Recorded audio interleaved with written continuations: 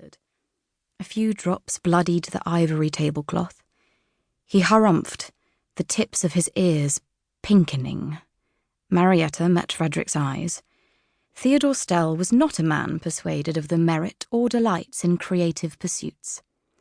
Marietta clenched her soup spoon, the familiar argument wearing deeper grooves into her patience each time it reared up. "I shall extend an invitation," Ida said, scanning the dining room, eager at any excuse to entertain a guest in their fine house. Her gaze took in the emerald and cream-striped wallpaper, the large mahogany table and chairs, polished floorboards and huge arrangements of hothouse roses spilling over crystal vases, perfuming the room with the faint odour of decay. "I have yet to hear mention of him among my acquaintances. I shall ensure ours will be the first dinner he attends." She frowned at a petal that showed signs of spoiling. Theodore gave a disapproving sniff. "Are you certain that's wise? Perhaps he is yet to be mentioned for good reason." "Yes, I too am dubious on his trade selection. However, we mustn't let that discourage us," Ida said. "He's invested in a superlative address, which suggests he comes from good stock." Her eyes flicked to Marietta and back to her husband. "Or a sizable inheritance. This bears further investigation." Marietta glanced down at the table setting, growing hot beneath her Paquin dress in palest periwinkle. The voluptuous sleeves, edged in whisper-thin black lace, that had so drawn her to the courtier's creation on her last visit to Rue de la Paix, now itched unbearably under her mother's matchmaking insinuations. Ida had been eviscerating a fortune on gowns at the House of Worth, whilst Marietta had stolen away next door.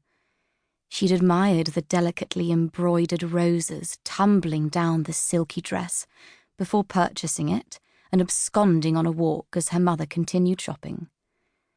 The afternoon free from her mother had been as happy as the blossoms that had floated through the streets of Paris that spring, and she had a sudden, sharp longing for that halcyon day. A flick of colour pulled her from the macaron sweet memory. Incongruous amongst the porcelain plates and silverware, a smear of gouache licked up Frederick's wrist, a flare of burnt sienna. She flashed him a look, and he tugged his charcoal jacket sleeve down to hide the offending stain. "Tell me, Frederick, what have you been occupying yourself with of late?" Theodore beckoned for his glass to be refilled.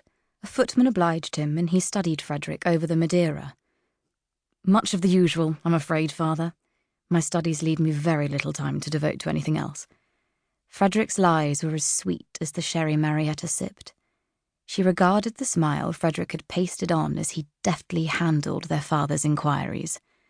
Only Marietta knew of the canvases stacked in Geoffrey's room, Frederick's closest friend, and, as Marietta had learned after being taken into her brother's confidence, his secret beau. Frederick's experimentation with the new Fauvism movement translated to wilder brushwork and stronger pigmentation than she'd seen him paint with before. "The likes of Matisse and Derain are sending the Parisian art world into an uproar," Frederick had explained to Marietta some weeks earlier. "When Louis Vaucel saw their paintings in the Salon d'Automne last year, he declared them les fauves, wild beasts of colour and brilliance and life. Mark my words, art cannot die. Art is the future, and it is as tightly intertwined with my own lifeblood as ballet is with yours." To their parents' knowledge, Theodore had stamped out Frederick's passion for painting before his voice had broken, diverting his path onto law school. Frederick was now a postgraduate student, following in their father's footsteps and eventually bound to join Theodore in presiding over the courts of Nottingham.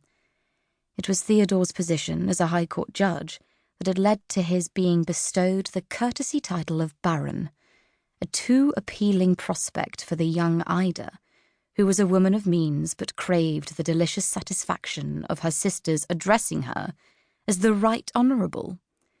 The match had suited the equally socially ambitious Theodore, and the pair had been manoeuvring themselves upwards ever since. Having children proved to be another asset which they could use to aid them in this endeavour. Marietta